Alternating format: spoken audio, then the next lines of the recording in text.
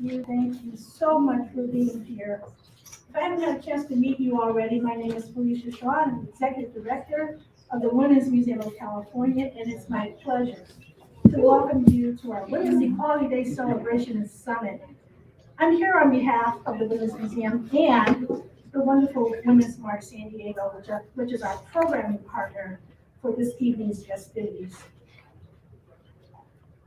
Oh, she's waving like, hi. I don't know about you, but I can feel the electricity in this room. Today is important, not just because of Women's Equality Day, but we pause to remember the day that marked the passing of the 19th Amendment to the Constitution that gave most women the right to vote. But today is particularly important to our organization because it's been 18 months. Let that sink in. A year and a half since the Women's Museum has had the opportunity to host you in person, all together in one space. And so thank you so much.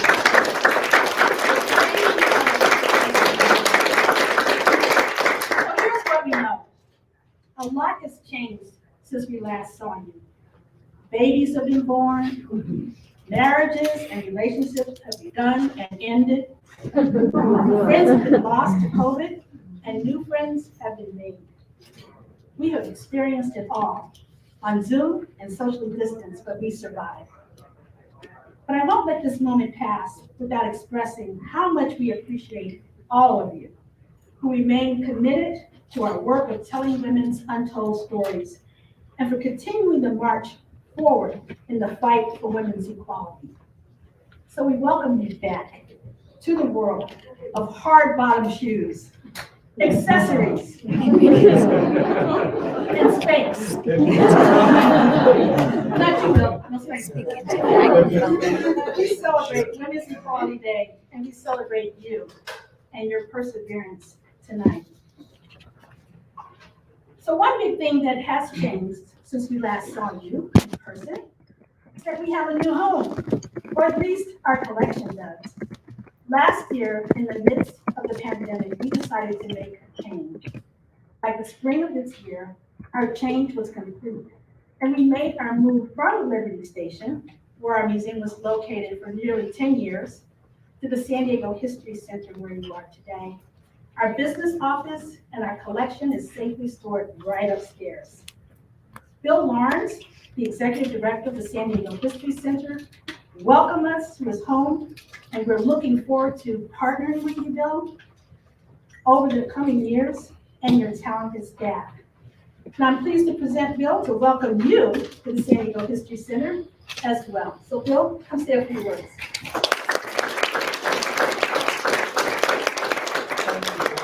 And welcome everyone, welcome to the San Diego History Center. It's not just our home, it's our community's home, it's the Women's Museum home as well. So, Felicia, I think you said it so beautifully about some of the challenges that we as nonprofit institutions have faced over this last year. And really, it is wonderful to see all of you here. The space is very dead if you are not here. So we invite you to come back. We want you to come in. We want you to participate. We want you to put your Spanx on and do events with us here. And I would be remiss if I did not say how lucky the Women's Museum of California is to have Felicia Shawn.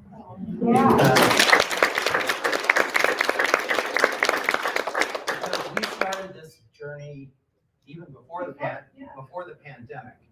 And it's a journey that is continuing, and today is a huge milestone in that walk forward, in that walk that we continue. Thank you, Felicia. Thank you so much. So we have a great program prepared for you this evening, and I want to thank all of you who are tuning in virtually from wherever you are. Know that your presence here today is appreciated. We hope you can get a sense of the joy we all feel being here together in this room.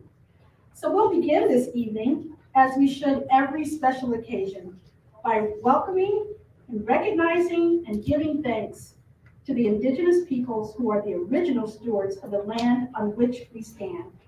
I am pleased to welcome Professor Joelle Prockett, Director of California Indian Culture and Sovereignty Center and Department Chair of American Indian Studies at Cal State University, San Marcos. She will be delivering our land acknowledgement. Dr. Prockett, please come up. There you go.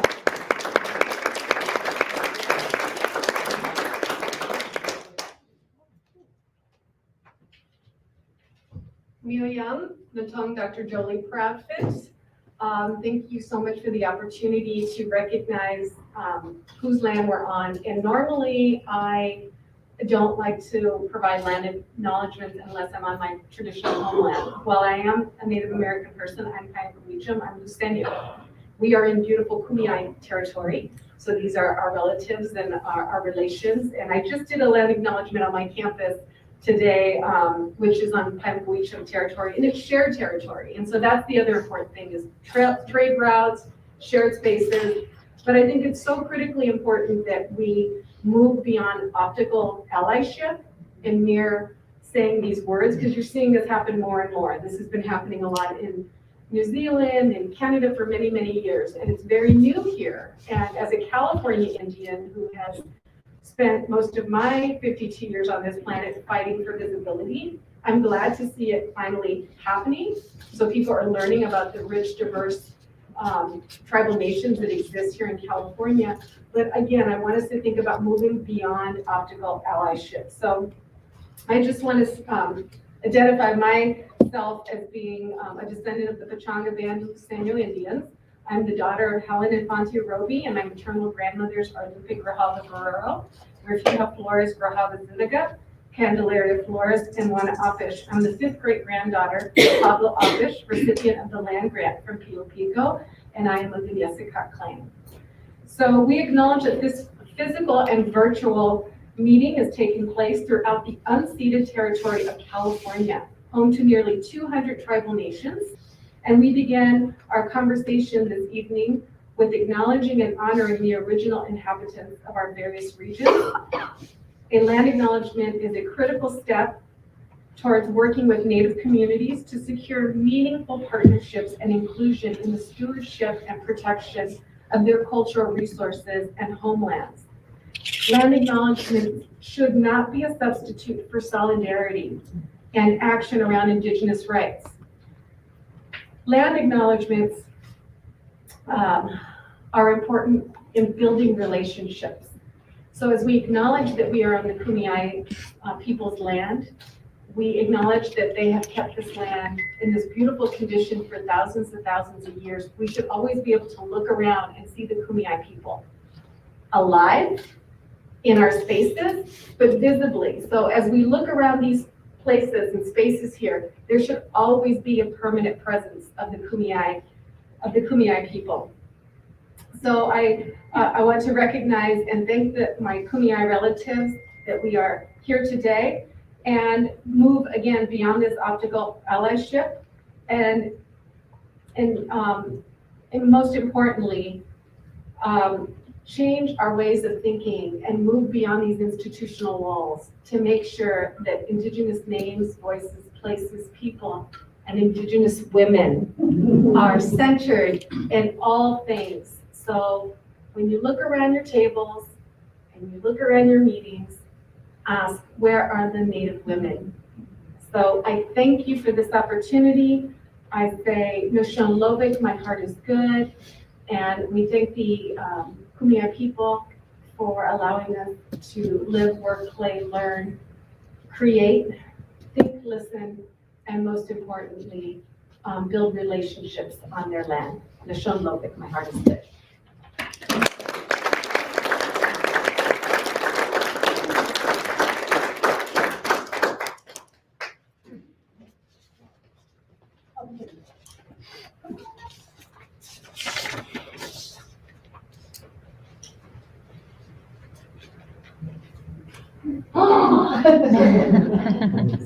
Hi everyone, I'm Sarah Becerra. I'm the president of Women's March San Diego. And on behalf of all of us hosting, I want to thank you for keeping all of us safe for our community, wearing masks, being vaccinated and coming here to be in community with one another. It's really special. I can't even put into words how special this feels. And then also being able to be extremely inclusive through our live stream and welcoming people in all facets is amazing. This event could not have been possible without this great partnership, but also many, many others. I want to take a moment to acknowledge our food and beverage donors this evening. We enjoyed a fabulous cocktail hour right before this, thanks to Boochcraft, Cutwater Spirits, and the newly launched Barrel and Board located in Hillcrest. If you haven't been there or to any of these phenomenal spaces, please do check them out, support them. They are what keeps our community going and supporting amazing events like ours. We could not be more grateful.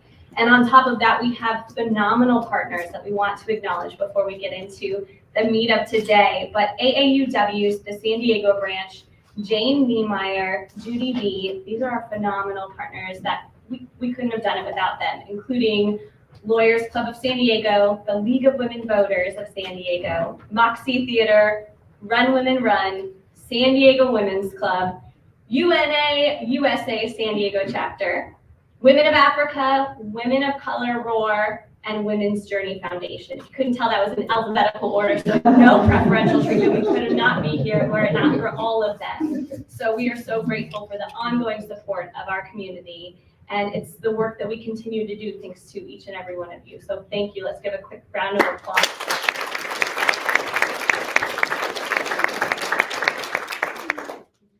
At this point, we are going to share a video compilation just to kind of reflect on where we've been, where we're going, and there's plenty of places to go. So I'm going to turn it over to this beautiful screen right here. Those watching from home, hopefully you can hear, and we'll make sure that we turn it up. If not, but I'm going to point you to our screen right here.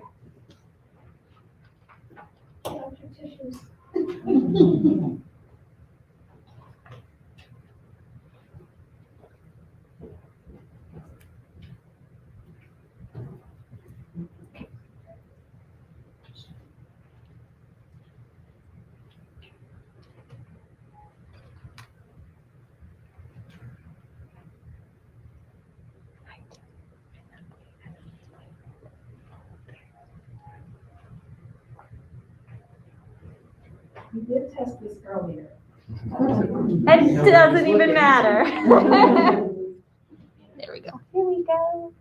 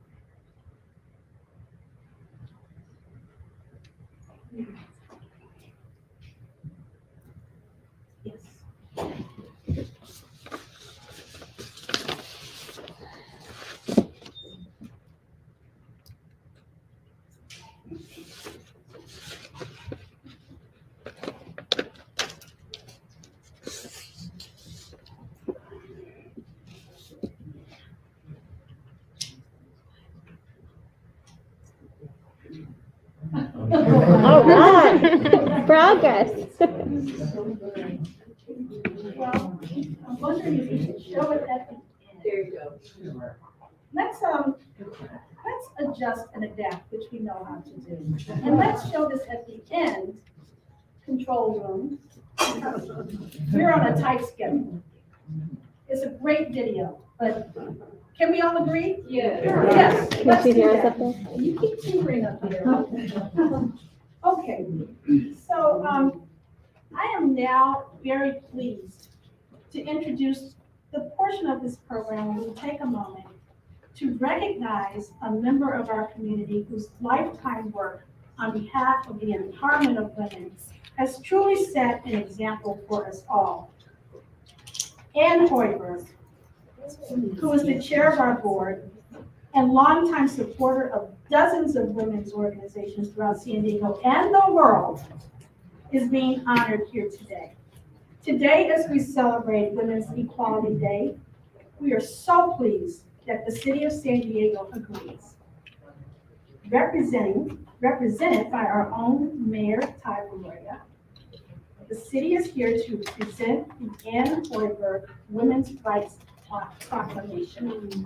Now, Mayor, before you come up, there's so much I would like to say about you. But I do want, and we don't have enough time, but I do want everyone to know that you have been a friend of the Women's Museum and a supporter of women's rights issues for as long as many of us can remember. We are grateful for your leadership and for the great job you're doing this day. And thank you so much for being here.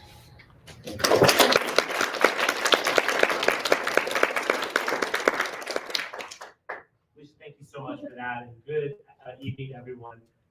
Thank you for the opportunity to be here, both as a proud supporter of the Women's Museum, as your mayor, but as importantly as a feminist, right? That's here today to say. And days like today are important to really stop and pause and remember how far we've come and still how far we have left to go. I have the important responsibility of honoring Ann in just a moment, I will, but I want to maybe do 3 quick things. One is I want to acknowledge that we meet tonight after a tremendous tragedy in Afghanistan earlier today. The attack that obviously hurt and killed far too many people, including 12 of our service members. I make mention of that because in a military town like ours, knowing that these are Marines and folks who may have connections to San Diego, I know that weighs heavy on all of our hearts. And I think it's particularly true for this group when we recognize that the transition that's happened in Afghanistan will harm us all, but in particular will harm the women of that country. And so I think it's important to note that. When we have these moments of darkness, I think it's also important to remember the moments of light and progress. And one of those is here tonight. And if you allow me, I'd like to make an introduction. I'm joined tonight by Kim Desmond from our city's team. Kim is our city's inaugural Chief Equity Officer. The City Council approved and created an Office of Race and Equity, and we were able to recruit Kim away from Denver, Colorado. She is a new San Diegan, but you will be hearing a lot from her in the months and years to come. She's our partner, our initiative owner, in making sure that the city works more equitably for everyone, including women. So please take a moment to make sure that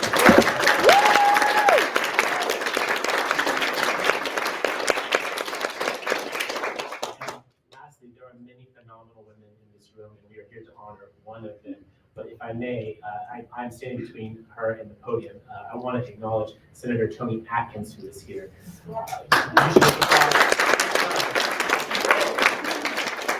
also want to acknowledge that I wouldn't be where I am today without the help and support of many important, incredible women, Toni among them. And I want to acknowledge the incredible accomplishment that she achieved today. Many of you know that in this time of pandemic and economic recession, it's housing and homelessness that I hear the most about from San Diegans. Toni today had a landmark piece of legislation passed the Assembly, Senate Bill 9, that endeavors to create more housing for Californians. I'm so proud of this accomplishment. I applaud you, Toni, for being the leader for San Diego and for all of California.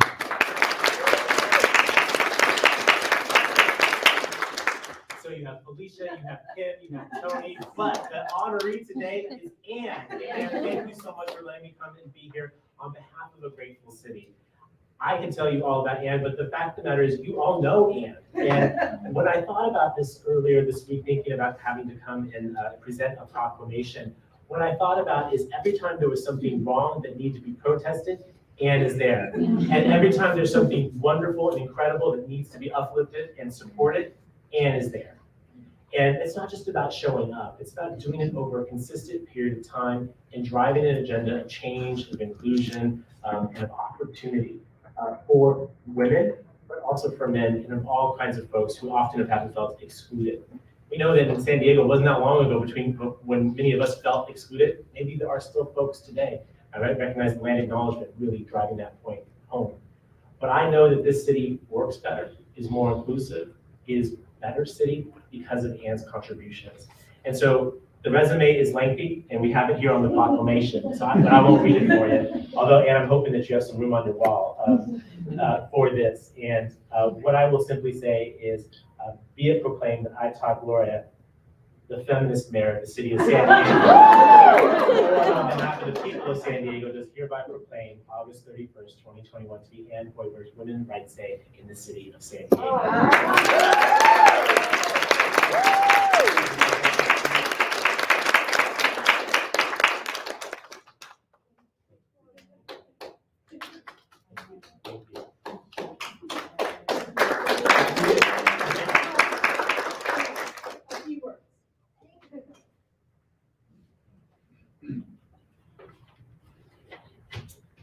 Oh, thank you, Mayor Gloria. How wonderful is this for me? Thank you, thank you.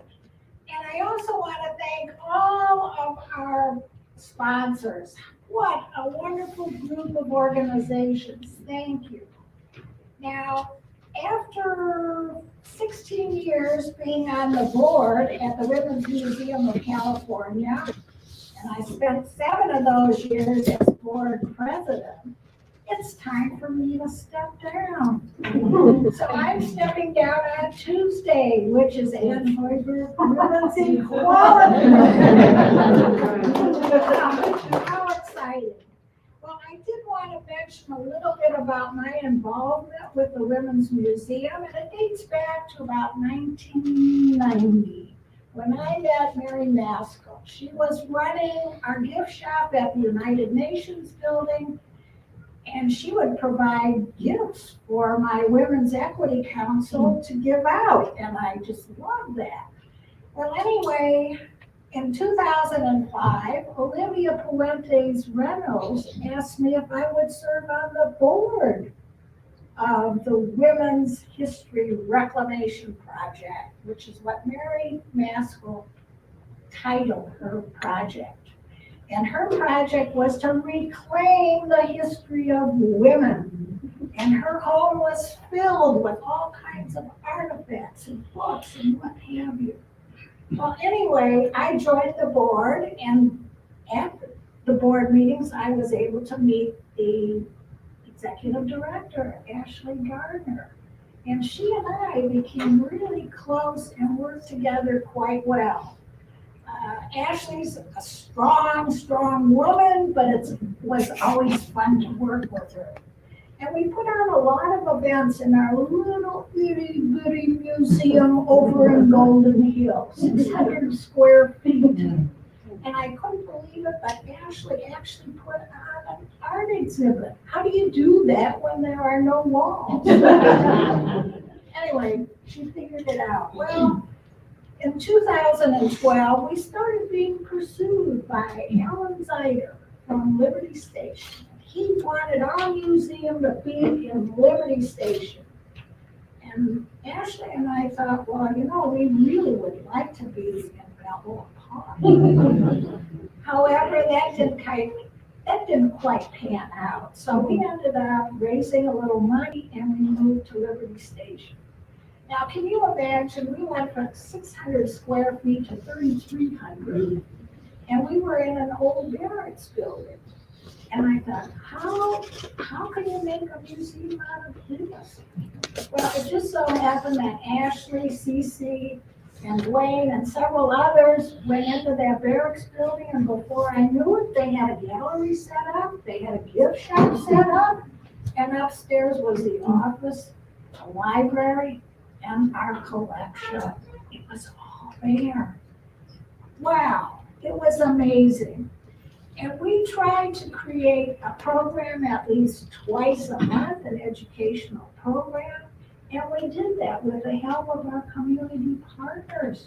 We had 9 organizations that like to meet at the museum, including Run Women Run and National Organization for Women. So we put on educational programs. It was wonderful. And I even curated 2 exhibits. And one of the exhibits was on refugee women. And we managed to get a grant. And in the grant, we promised that we would do a book, a play, and we would also do documentary films. We could do all that for $10,000. Anyway, we did it. And the book is now being published at San Diego State and well, here we are tonight, and I will be stepping down on Tuesday from my role as board president.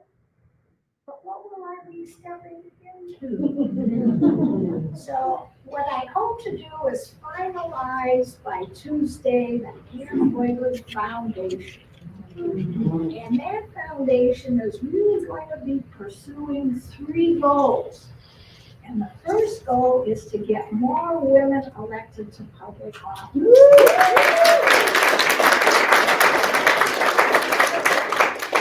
last Saturday, I did a presentation for the Women's International League for Peace and Freedom. And I talked about the 28 women who are leaders in their countries. They're either the prime minister or they're the president. 28 of these women. And guess what? Their countries are totally peaceful. Isn't that an important goal? So that was so exciting. And it turns out that most of these women reacted immediately when the COVID-19 pandemic hit us. Like the Prime Minister of New Zealand, 2 weeks ago, she even locked down the country. Oh, that's how we need. We need those kinds of leaders. The second thing is, we need to end all forms of violence against women. The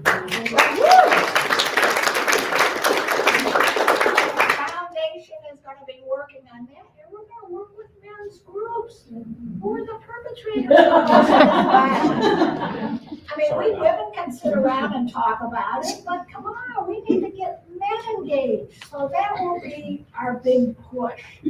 And the third thing is we definitely need parity in our parliaments and in our Congresses. And we're doing quite well here in California, but we're only at 27.4% in our House of Representatives and 24% in our U.S. Senate. So that's what we're going to be working on in the San Diego Foundation. Any of you or all of you are interested in joining this endeavor, please let me know. And again, thank you, thank you. This has been the most special Women's Equality Day. Thank you.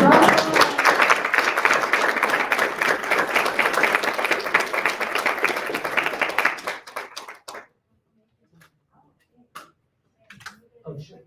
Okay.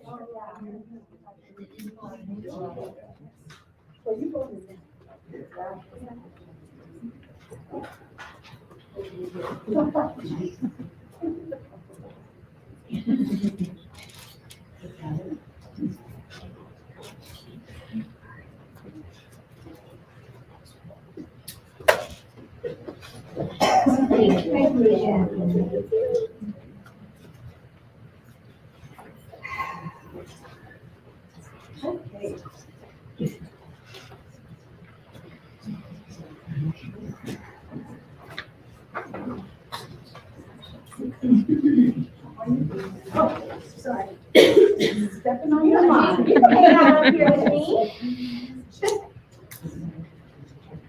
I want to say congratulations, Anne, but really congratulations to us for having Anne in our community, for being such an integral part of this work, and to hear the historical background of how far we've come, and with you and many others at the helm. I'm so happy to know you now. And now I am yet again privileged to be able to announce our keynote speaker and introduce our keynote speaker for the evening. Senate President Pro Tempore Toni G. Atkins represents the 39th Senate District, which includes San Diego, Coronado, Del Mar, and Solana Beach, and parts of the unincorporated Rancho Santa Fe. From her 8-year tenure on the San Diego City Council to her years in the legislature, Senator Atkins has dedicated her career to serving as a champion for affordable housing, succeeding today, continuing to succeed, the environment, healthcare, veterans, women, and the LGBTQ community. She was the first San Diegan and first lesbian Speaker of the Assembly, and in March 2018, became the first woman and openly LGBTQ person to lead the California State Senate. Personally, as a part of this community, the LGBTQ community, I can't begin to express how meaningful and courageous this representation means to me and so many others. Senator Atkins is the first person in 150 years and the third person in California history to lead both houses of the legislature. A champion since day one of Women's March San Diego and longtime supporter of Women's Museum of California, I could not be more honored to introduce Senator Toni Atkins.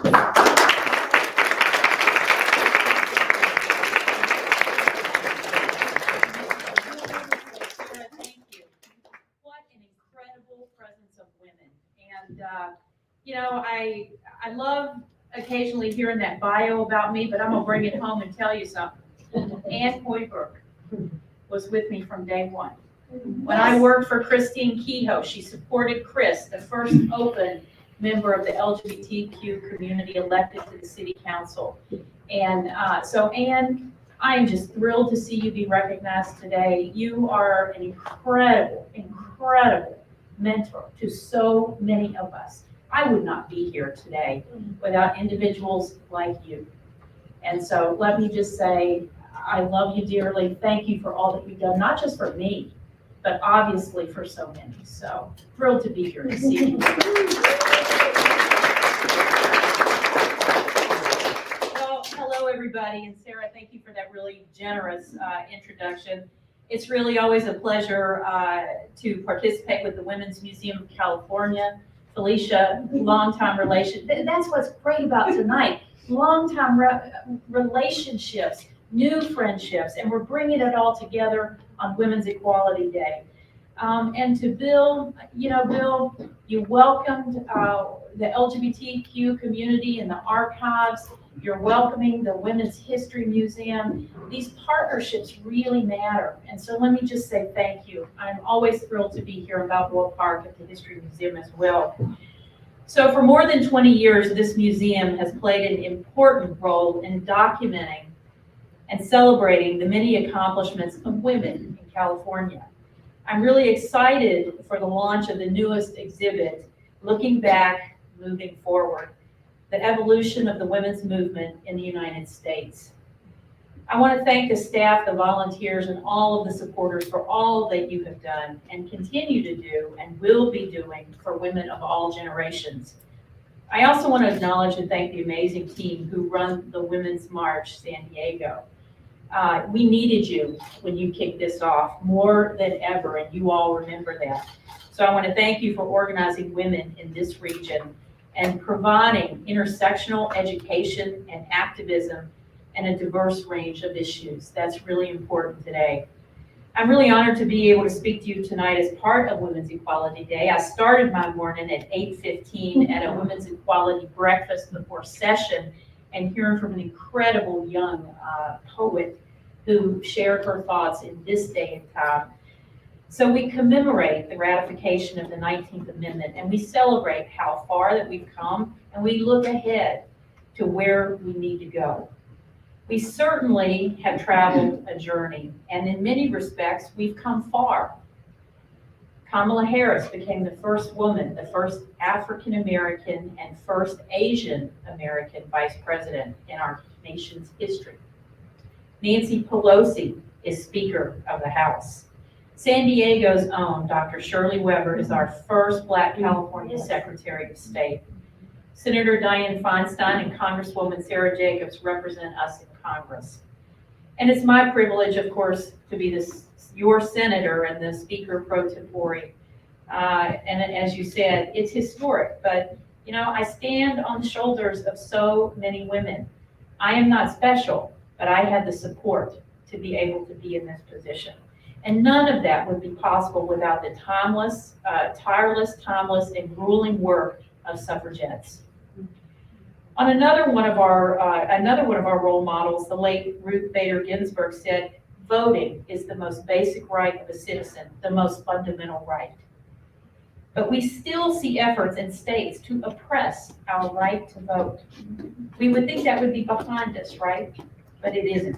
Representation, gender equity, equal pay, LGBTQ rights, social, economic, and environmental justice, reproductive rights, housing security, food security, childcare. These aren't just policy issues. This is our collective struggle. And it's a mantle that I take up daily in the fight to empower all of us as women. Growing up, I actually never thought I'd be in this position or in politics. I come from a very blue-collar roots in Appalachia that was absent of privilege and power. At least that was my view growing up. And even though my parents were two of the hardest working people I've ever known, most of the time we just barely got by. We always lived in substandard rentals for a while without even running water or a bathroom, and we had no health insurance. I did well in school, but I never saw a big future for myself. I wasn't even sure if I'd go to college. At the time, I really didn't think that government nor mainstream society saw me or understood me. And luckily, I had a best friend in school, Mary. She felt otherwise. She encouraged me to further my education and go to college. She did for me what women do best. We lift each other up. We lift each other up. She gave me a vision of what could be. She helped me to have and feel the confidence that was so hard come given my background.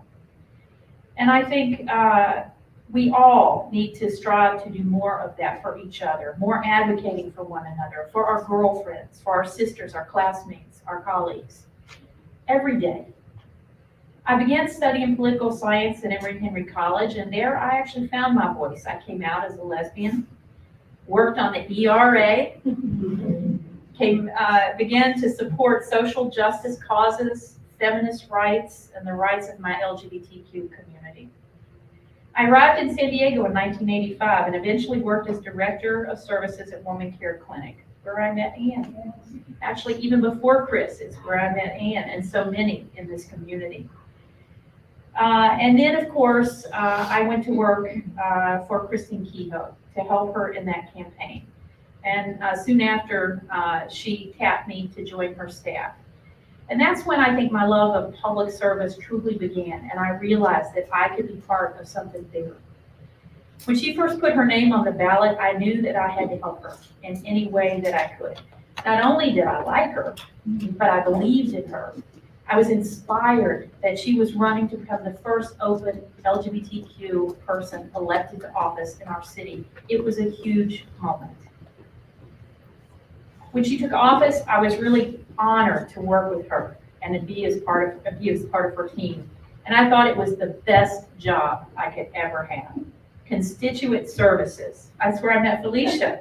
Constituent services is not easy work, but it's where the real work happens. And I loved that job. And to this day, people ask me, what is the best job you've ever had? It was actually Chris Kehoe's staff member being in the middle of community. Those conversations allow you to understand what the issues in your community really are. It allowed me to form many relationships, some that continue even today and have supported me along the way. At that time, I think Chris saw more for me. When she was elected to represent San Diego in the Assembly, she urged me to run for her city council seat. Reluctantly, I did that. It was something I really never saw for myself. And it's so hard for people to believe that. I think about you starting Run Women Run, Barbara, and how so many people see it from an early age. I really didn't. But it was her encouragement and that of so many that set me on a path that would lead to serve as a council member, an assembly member, the first lesbian speaker, the first woman to be the Senate President pro tempore. And these 27 years later, It's so different than anything I could have imagined growing up poor in small town Roanoke, Virginia, far from my own mom's life and what that was like. To this day, I wonder if my mom had had the kind of support that so many of you have given me over the years and decades, what would her life have been like? I hear you tell those stories, Barbara, about your own mother. Lower income women, like my own mom, shouldn't have to rely on the good fortune of meeting the right mentor at the right time to have opportunities to get ahead. We need stronger systems of support for all women at all points in our lives. The pandemic has brought this struggle to the surface. I've seen it up close and personal as a legislator in Sacramento. As data from our own San Diego Association of Governments, or SANDAG, shows, women in our region were disproportionately affected by job loss during COVID, as well as people of color. And this data, by the way, mirrors what we've seen across the country. Here, in terms of our key industries, 37,000 women lost jobs in tourism. In retail, more than 18,000 women lost their jobs. But it was in education where women were hit the hardest. 1 in 5 women were working in the education sector prior to the pandemic, and over 89,100 of them were laid off last year. Another study from the Public Policy Institute of California found that between August and October of last year, the state unemployment rate for women in families with incomes of $50,000 or less was as high as 29%, compared to only 6% in families with incomes above $150,000. So the shift to remote K-12 schooling and the closure of child care centers also caused increased burden on working women. Given this, the legislature worked really hard last year to pass emergency funding to assist women in financial need, including eviction moratoriums, the Golden State stimulus checks, more money for EITC, the Earned Income Tax Credit, to help struggling Californians. And I know that most people talk about wanting to go back to normal, but normal was not working for everyone. And that's why we want to help folks get back to better. And I think the pandemic starkly showed that in ways that allowed us to respond as the state in ways that we never could before. It was a different discussion. And so I think if there is a silver lining, it is that we were able to confront some issues of inequity in ways that we had not ever been able to do, and to move forward very fast with resources to fill in those gaps. And I will tell you, women in the legislature took advantage of that. $1 billion we spent on childcare and childcare slots and rate adjustments. You know, that stuff that. So our work continues, and it has to continue with some key targets in mind. We need representation of women from every community, especially when it comes to people of color, LGBTQ people, veterans, seniors, young adults, women living with disabilities, working moms, women who've gone without health care, who've experienced housing insecurity, and yes, Native American women. When we evaluate, we just formed a Native American caucus in the legislature in Sacramento. We have one member of the community that represents the Native American community. And I am fortunate enough to have a staff member that represents the community, staff me as a friend of the caucus on that committee. But we need to appoint more women to represent that community. It's a long overdue oversight. So we need to do a better job of connecting vulnerable women with resources available to them, including the Social Security benefit open to older or elderly women and those who have a disability. We need that should be done. These things should be done already. We need quality, affordable childcare that mothers can rely on to allow us to pursue meaningful careers and gain the independence that comes with financial stability. We need more affordable housing options. Seniors, primarily women, are the largest growing population of homeless individuals. So instead of enjoying some kind of retirement that we have earned, many are struggling to just keep a roof over their heads. It's not right. I can't believe we still have to say this, but in 2021, women should be given equal pay for equal work. Okay,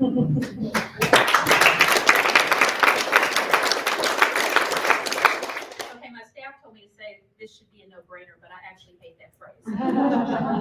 But also, let's not overlook the fact that the pay gap is greater for Black, Native American, and Hispanic women, and some members of the API community.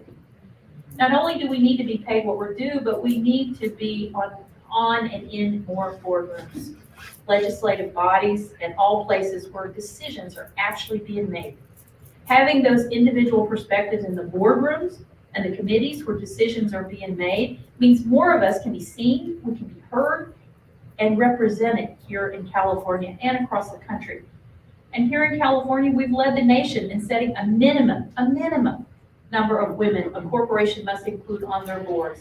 Serving as joint author of that piece of legislation in 2019, it remains a highlight and frankly, a critic of my tenure, and it's something I'm committed to. And by the way, the world did not fall apart when women were put on those boards. It speaks to the need to focus on getting more women into these positions of leadership. Companies with women leaders have been shown, data shows it, to perform better. When you have more perspectives at the table, the decisions made are better representative of real diverse customers. The echo chamber of, forgive me, the old boys club doesn't reflect the reality outside of boardroom doors. The data backs it up.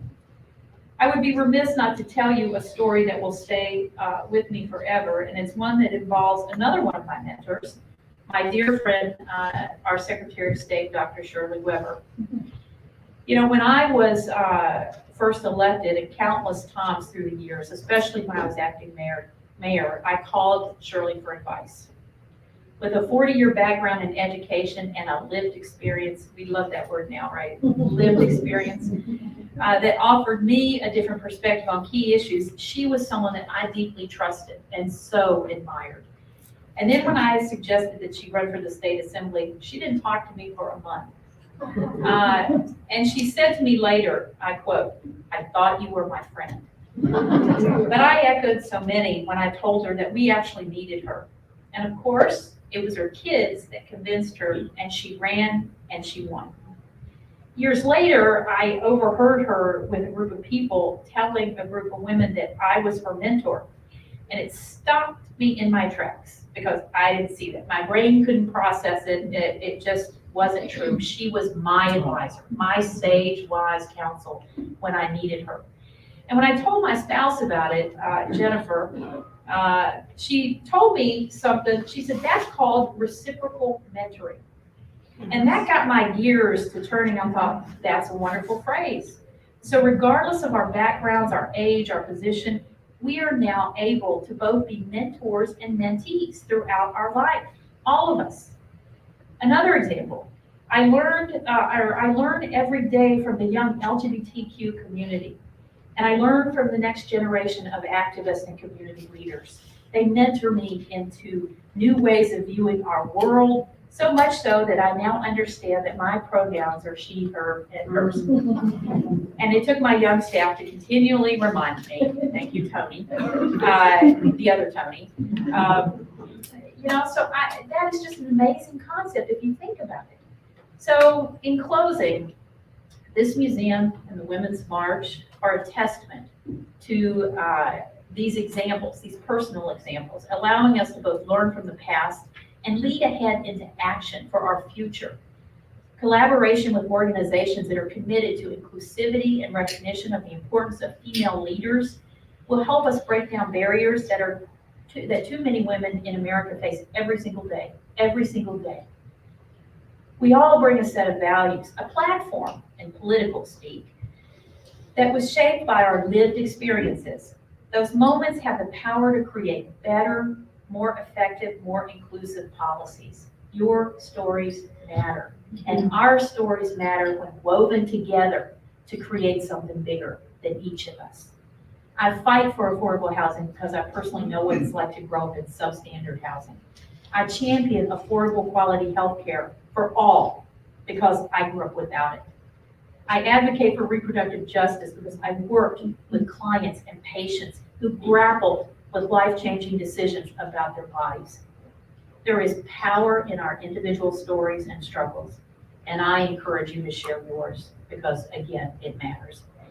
The more we recognize and harness all that we as women have to offer, the sooner we can go through, help other women, empower other women, use their experiences to become part of that fabric, that legacy. When women succeed, society succeeds. We know that. So let's help one another succeed. Thank you.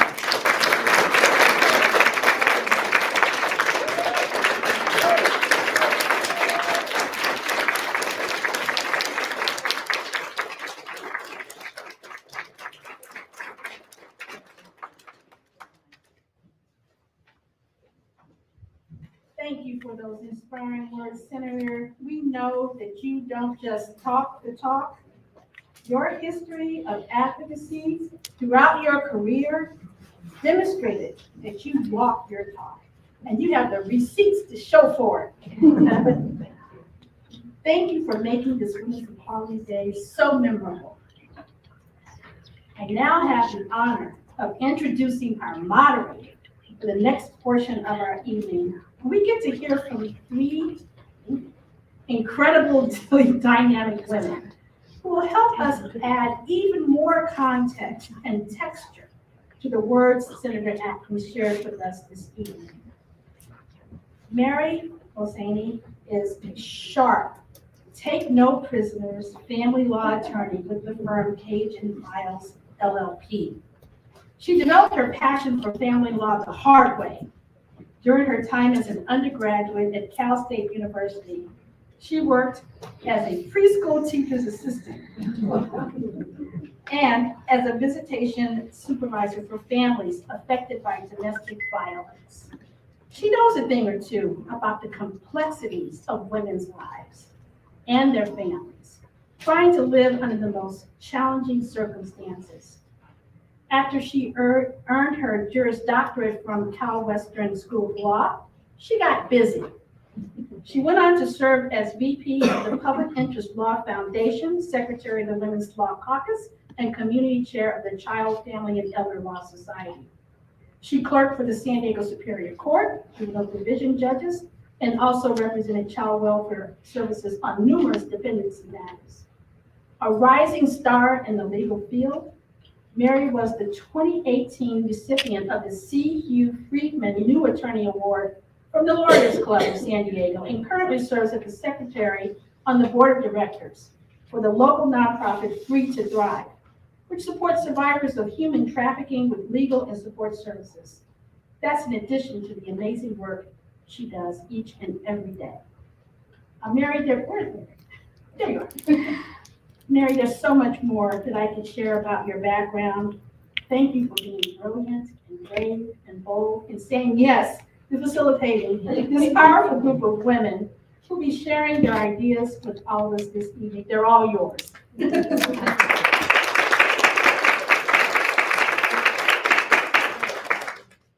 thank you so much for that wonderful introduction. That is so sweet. It is really great to be here. I am here today to moderate in my position on the board of directors for Run Women Run. I doubt that anyone here tonight does not know Run Women Run, but we are a local political action committee and we train and endorse pro-choice women to run for office. So on off years, we train them, we get women to come into our boot camps and learn what it's like to run for office, from fundraising to just getting your name out there. And then on election years, we hold endorsement meetings, and then we mobilize our members to go out and support women who are running campaigns throughout San Diego County. So it is great to be part of this program tonight. Thank you for the invitation to join and for allowing me to moderate. I'm going to go ahead and bring up our panelists. I see we have Supervisor Nora Vargas coming up.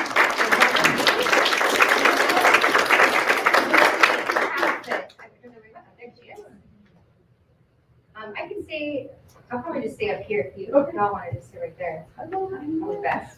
So this is interesting. Yeah, in person. I know, this is the first time seeing a lot of people. I know. Well, whatever you prefer. Yes. Well, tonight's show is about showing appreciation for those trailblazers, many of whom we just heard from tonight, and also look to the leaders who are continuing the fight for equality for all women and girls. So with that, I'm going to go ahead and let the panelists introduce themselves. We'll start with Supervisor Nora Vargas. Thank you for being here. Thank you. Are you Yes. on here? Yeah, no,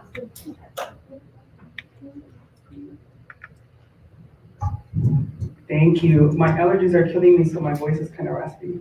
Although I think it sounds kind of cool. So wonderful to see everyone in person after a long, long time. Make sure you get vaccinated because I don't want us to go back to lockdowns. I'm just going to say that out loud. It's such a pleasure to be here with all of you, so many friends and so many folks who have been part of my journey. My name is Nora Vargas. I'm the Vice Chair of the San Diego County Board of Supervisors. I have the honor, yes, of being not only the first woman of color, but the first Latina and the first immigrant in the history of the Board of Supervisors, which is about 175 years. And I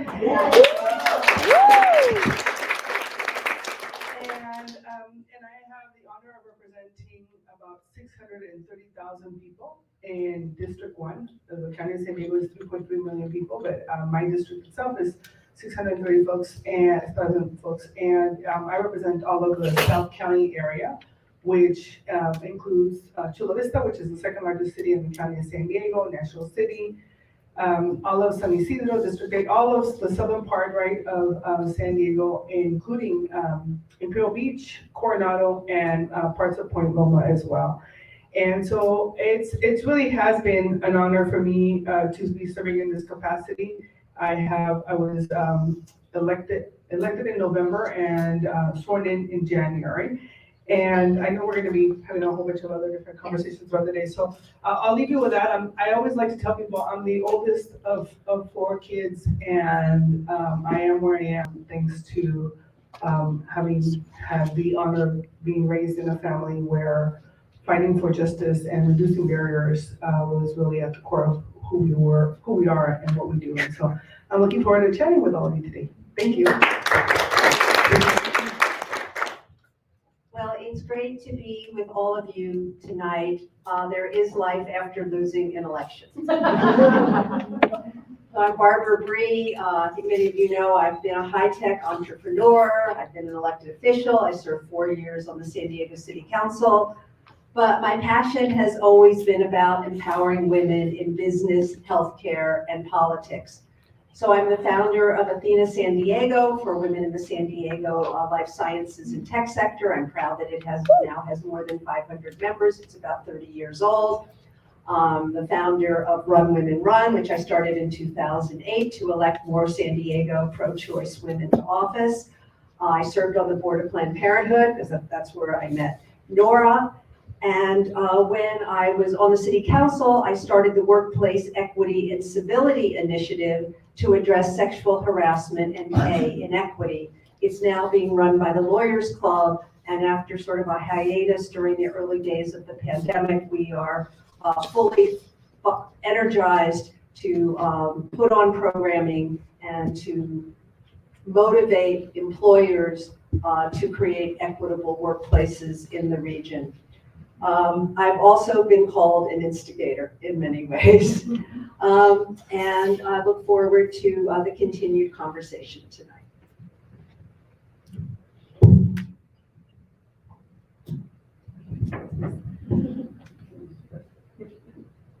Good afternoon, Mio Young. I'm the tongue Dr. Jolie Proudfit, and I am Lucenio Pancomicho, which you heard earlier.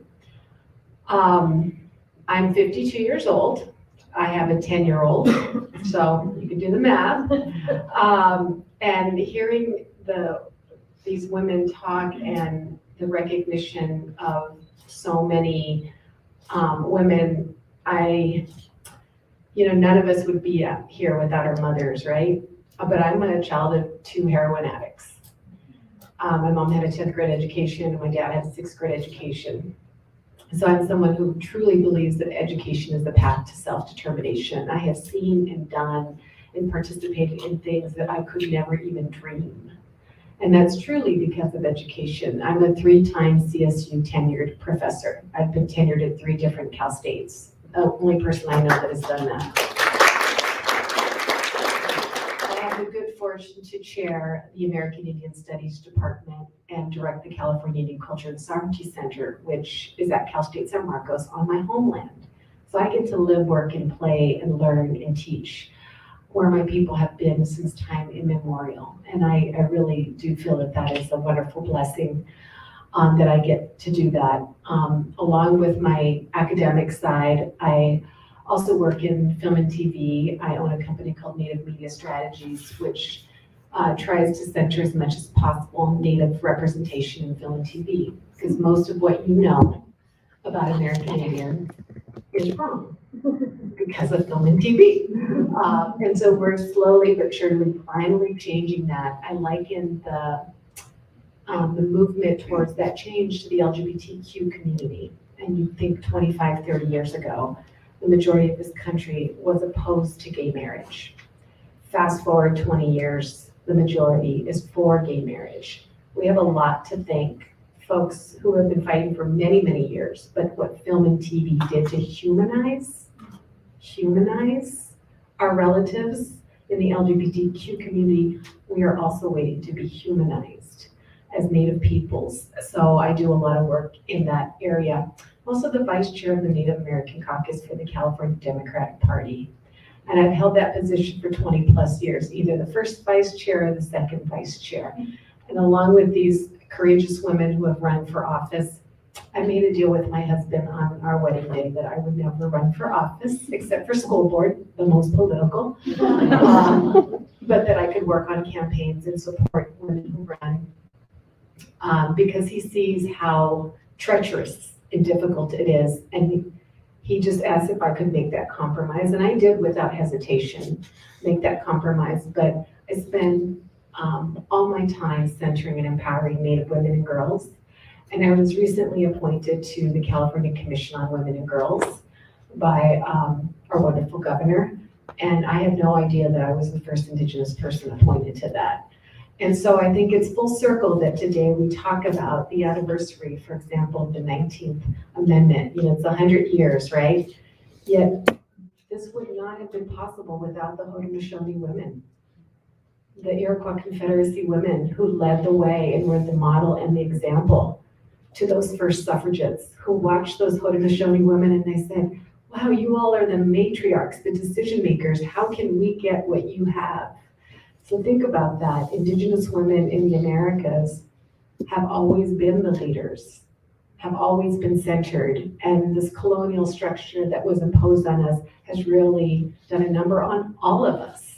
And so I hope that we can return to our original ways of being, which is being in balance with one another, not a hierarchy, being in balance not only with our genders and you know, centering women into their rightful place, but with our ecology. Remember, Mother Earth is not a resource, she's a relative. I really like that. Well, this year's theme is reclaiming our rights, and this is inspired by the fact that the pandemic and stay-at-home orders illuminated just how far we still have to go and need to go to achieve gender equality. And so our first question for the panel tonight, and maybe we can start with Professor Proudfoot, we can go this way, is what's the most crucial aspect concerning women's equality right now? And follow-up question is, what's working, what's not working?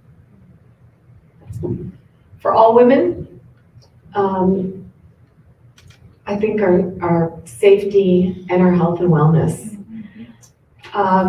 You know, we look at the pandemic and like Senator Atkins said, it uncovered and made visible those inequities that we have always known are there. One of the first questions I ask my students, I have a PhD in political science, is what year was the ERA amendment passed? And they all like guess and they think, and it's, they make up years and they think that it's been passed. And it's like, I've been teaching for 26 years, you know, and so it's amazing how lack of visibility and really women's voices has truly been present. And that has had an impact on our health and wellness. And you look at the pandemic, not just simply COVID-19 and its impact, but the struggle for healthcare, the struggle for mental health care. You know, I had my daughter at nearly 43 and she was IVF, and we're still paying her off. You know, and I never thought that I would be in that position to, you know, I didn't realize that we lose the majority of our eggs after 37. Well, I got married at 38.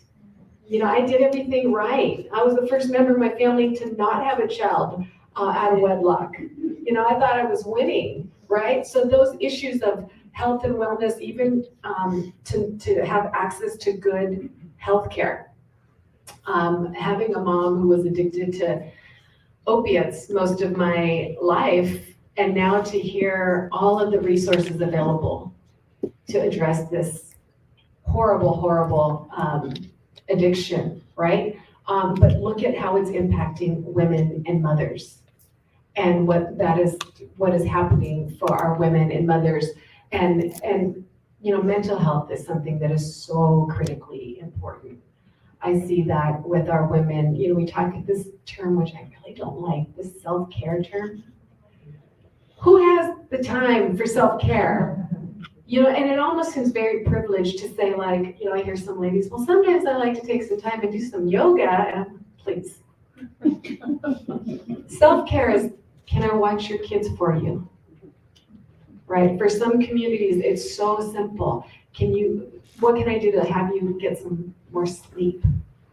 Talk about the mental health and wellness. So I think this kind of support mechanism for each other, but really centering women's health and wellness, especially in the time of COVID, because not having access to the physical wellness and health that we need with healthcare, and not having access to the mental health care that we need, and with the loss of jobs and the pressures of you know, childcare, and especially when your kids aren't in school. You know, somebody was saying to me, one of their colleagues, a successful film industry writer, was saying to a female writer, you know, you just have to spend 5 hours a day working on your script. We know who doesn't do the laundry or shop. Who has 5 hours a day to work on their script?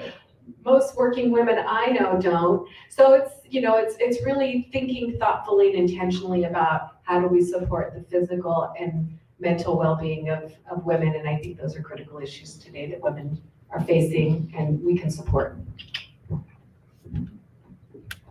And let's go with Barbara. So I'm a mom and a grandma. I was a single mom raising my 2 daughters, and I now have 4 grandchildren. So I'm watching my 2 daughters raise their children during the pandemic. And I think one of the major issues for women today is what I will call the care continuum, which is everything from infant care to elder care. And the burden or the responsibility for this falls disproportionately on women. And Senator Atkins provided some important data in her remarks about the number of women who have left the workforce during the pandemic because of these burdens.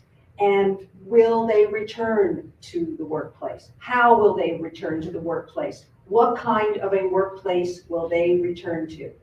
Early in my career, I was a journalist for the Sacramento Bee and the LA Times. I'm a part-time journalist again. I write regularly for the San Diego Union Tribune, and most of my columns are about gender equity issues. And the care continuum is one of the biggest issues. And the private sector can address it to some extent.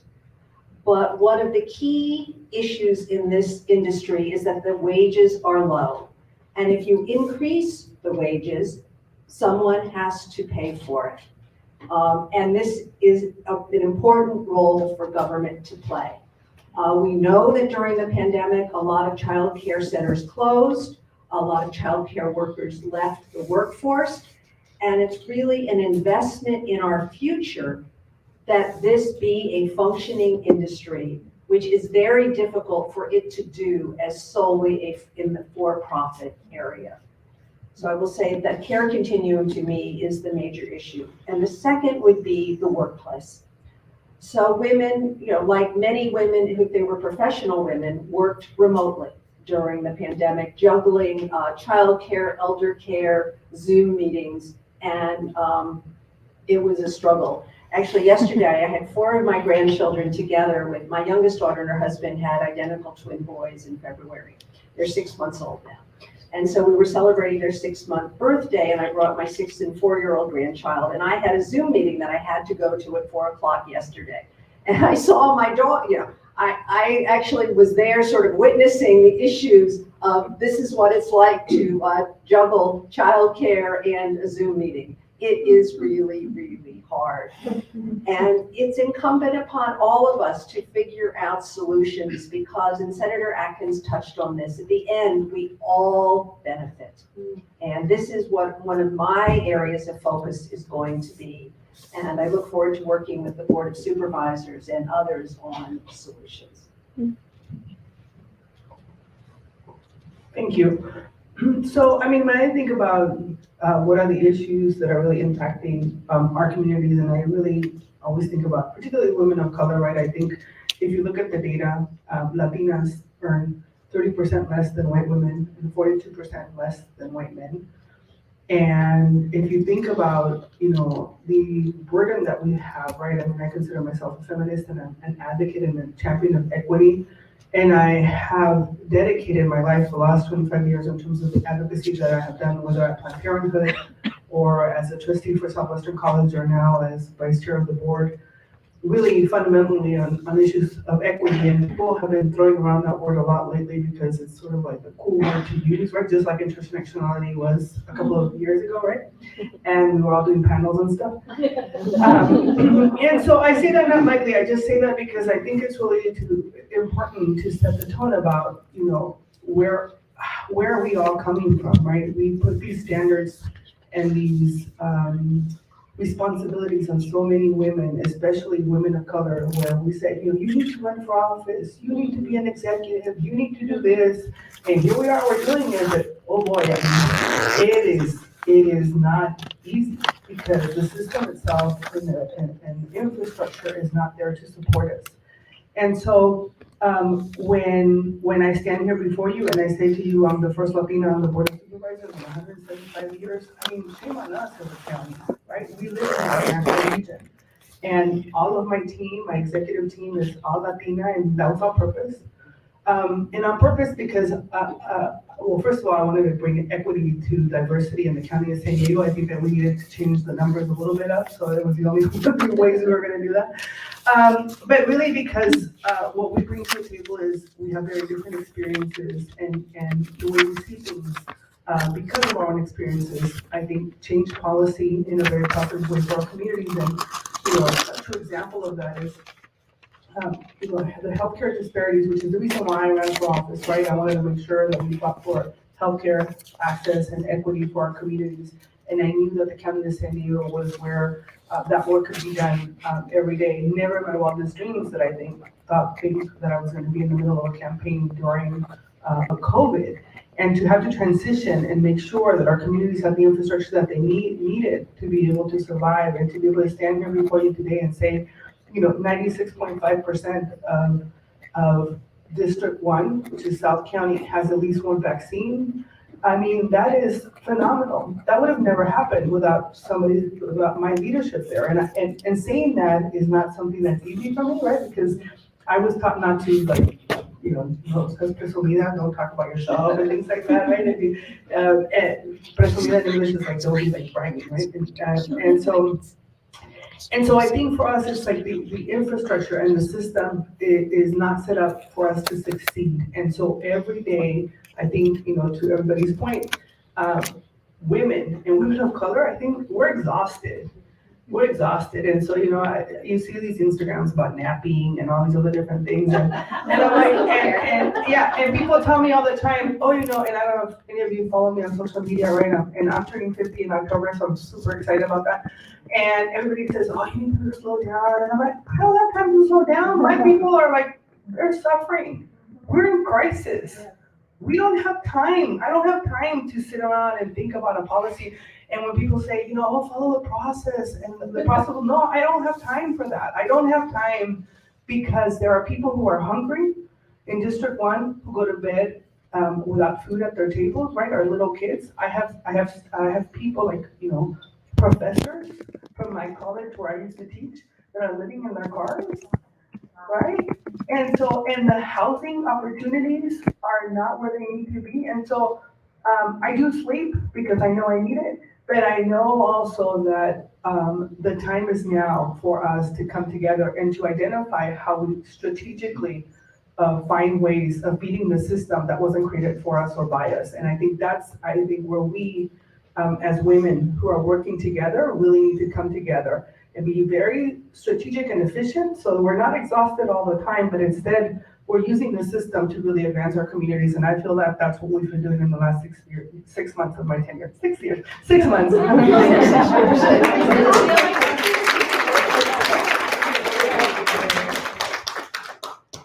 a lot of great information. 2 things. One, I would say my mom had me when she was 42, and she taught me knowledge is power, education is power, and everything. So I loved everything Professor Pratt just said. Nora, you said the catchword used to be equity, or used to be intersectionalism. And that's going to lead us into our next question. And I like what you said about infrastructure and the system not being in place for these women that are ready to go and ready to represent and do things, make change, but it's really hard when you don't have a system that's ready to support that. So the next question is, how do we ensure no woman is left behind in the movement? And a follow-up is, how can we work together to build an intersectional future? And we can play off of what Supervisor Vargas said about how can we build that infrastructure in that system, and just be as detailed as possible, because I love good, bite-sized information that we can take away and someone can say, I can do that. I can go tomorrow and sign up for something, and I can do that in my community. I really love that. And I will remind you that we have about 10 minutes. So I can go fast if you want. Yes. So not because I speak fast, but because I just have this in my brain. I think for me, is finding the right allies is extremely important. I mean, Chair Fletcher, I'm the vice chair. Chair Fletcher, slip of the tongue, is a great partner to me. Supervisor Tara Lawson-Reamer is an amazing partner to me. And so find your right partners with community organizations, your allies, that you can identify people that are going to be able to help you get to where you need to go. And be very clear about what your goals are, right? I have 4 years. I always tell people are like, oh, you have 8 years. No. I have 4 years. God willing, I'll get elected and re-elected and I'll be 8 years. But right now I have 4 years. I have 4 years with an administration right now in DC, and I have right now, God willing, a Democratic governor. So the stars on the line, what can I do in the next month, in the next 6 months, in the next year, so that I can make sure that I accomplish policy that's going to be impactful for my community? Who do I call? What context do I have? And you have to map it out and plan it out, because we can't just let things, hopefully things will happen. No, none of that. We have to be very strategic and very, very focused on what we want to accomplish, and then, really thinking about what your legacy wants to be. So I think that as women, it's important to find those allies, to identify what your goals are, really be clear about what you want to accomplish, and then make sure that you're building the bench for the future. That's so important, because I started in politics 25 years ago, and if it wasn't important, I know that you had a question here about who your mentors are and stuff. Aside from my mother, I have had some angel, beautiful, amazing women and men who have seen in me things that I've never saw in myself. I wouldn't be here if it wasn't for them, people like Ann Holberg. And so to me, it's really, I think, important that we also build a bench. And so those would be 4 things that I would recommend to anyone who would be interested in moving forward in this area. Love it. Thank you. Barbara. Well, I love that I'm sitting between 2 powerful women who are impatient and want transformational change, because that's the only way you get things done. And Lenore, you may have only been there 6 months on the Board of Supervisors, but it must feel like 6 years, and it's astonishing what you've done with getting your district vaccinated. It is, And 26 board letters, by the way, but that's a whole other conversation. So I'll pick up on what Nora said. I believe it's about sisterhood. Yay, sisterhood! That's from when my mother and her mother marched. My grandmother was a suffragette. I have a history of activism in my family. So it's about sisterhood and collaboration. And we already have a lot of great organizations in San Diego that both women and men can get involved with. Let's start with the organizations that are sponsoring the event tonight, the Women's March, the Women's History Museum, Run Women Run, Athena San Diego that I started for women in tech in biotech, Planned Parenthood. These are all great organizations that have opportunities for women and men throughout the region to get involved. And so I'm generally optimistic. I'm a glass half full person. That's why I get up every day. It's why I've started the organizations that I do, because I've always believed that by working together, we will get shit done.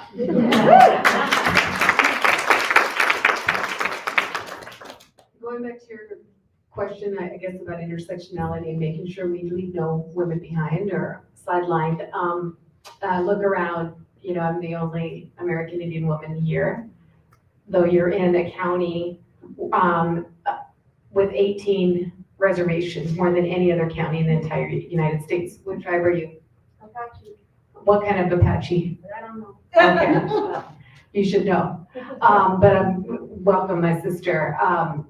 That's important. The reason I asked what type, because Native people, we always want to find our relations. I, have been in pubs in Ireland and found relations, just Native women walking in a bar together and from a different country. So relations is critical. And you heard when I did the land acknowledgement, not only should we be in relationship with one another as women, but with the land. With the land, we have to protect. We only have one planet with the water, right? Those are critical issues. But I say look around and recognize that you have one Native American person from this land in this room in a county with 18 reservations. What did we do wrong? Now, what can we do better? And always make sure that we're represented and ask, did someone reach out to the tribal nations and the tribal communities? Missing and murdered Indigenous women has been like a hashtag in the last few years, unfortunately, but missing and murdered Indigenous women has been happening since colonization. It's been happening since the beginning. And so if we're going to combat some of these things that are happening in our communities, we need everyone, including the men on board, but we especially need our women to stand with us and beside us and to make sure that, we are 1% of the population.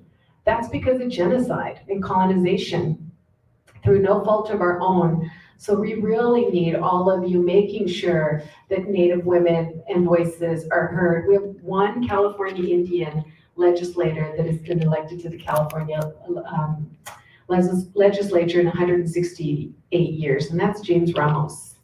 But the first California Indian that ever ran was Marianne Martin Andreas, we wouldn't have casinos in California if it wasn't for Marianne. She's my mentor. She's our chair of our Native American Caucus. She unsuccessfully ran many years ago, but when James was sworn in, we were there in chambers with him because he recognized he would not have been in that spot serving our women. And now he's made sure that legislation protecting Native women and girls has been passed. So we don't leave our men aside or behind. Again, good relations in balance, in harmony with one another, but we can't be in harmony if we leave our first Indigenous women and the caretakers of this land aside. So please don't forget us and always include us.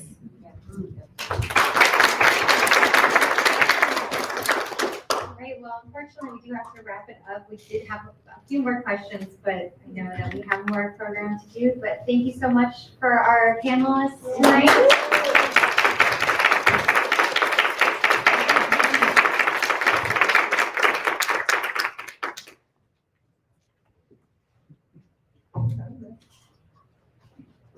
Thank you so much, Mary, for leading that great discussion. Supervisor Vargas, Nora, thank you for being here. Dr. Proudfit, Jolie, thank you so much for your insights, your wisdom, and all that you've contributed to and for our community over these many, many years. I'm a member of Athena. I love Run Women Run. I mean, just the ripple effect. And I think I'm in charge of closing remarks. So we're on the tail end, let me tell you that. But I think what I keep hearing and what the themes I'm taking away from this evening are, we are on the shoulders of the women that came before us. And there are many, many that are going to climb up top our shoulders. And so the role modeling that has happened and continues to happen with the women in this room, with the women that are watching, and the men that support us, and it just continues to amaze me and astound me. I would not be here were it not for my ancestors, and I think we all acknowledge that we're here because of the people that shaped us before. For me, it was many, especially my great aunt, Maddie Chapman, who was the first Black person, not Black woman, but Black person elected to office in York County, Pennsylvania. And I just feel like we all have those people that paved the way for the work we're all continuing to do today. So as we close this event, reclaiming our rights was the theme. There's some rights that we still need to grab onto for the first time, but many, especially with the pandemic, that we're reclaiming and regathering, picking ourselves up, picking each other up, and the work doesn't stop here, of course, it never ends. We're all exhausted, and yet we never stop. Make sure you rest, make sure you take the time to find community, to have that spirit lifted when you need it. But there are some action items. Of course, we have to have action. We can't just come and have fun and drinks, although that is really nice. But our team, the Women's Museum team, have worked with our community partners to create virtual booths. So when we started having these conversations, it was going to be a summit. We're going to bring everyone. We're going to have partners, tables, collaborations. It's going to be great. And now it's smaller and we're able to live stream, but we have community partners that just lift us up, and they can be found on the Women's Museum website. They have virtual booths taking you, driving you to action, seeing what they have going on. And so please go there. We have our video. Do we have, I think it's 3 minutes. Yes. Okay, we are gonna watch this video. It's video time to really commemorate all of your work, all of our work, the collective community work that we continue to do every day. So thank you for showing up. Thank you for everyone who joined us virtually. It means so much to be in community in both regards. So let's pass it over to our screen, which now looks like it's working phenomenally. And then we'll wrap up for the night. But thank you all. This has been wonderful. Thank you. It's gonna work. Yes, it is. Felicia is willing it to work. Okay, that's, okay, we hear something. Sound in the booth.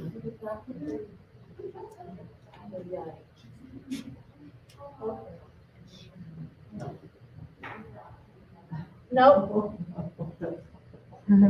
No sound.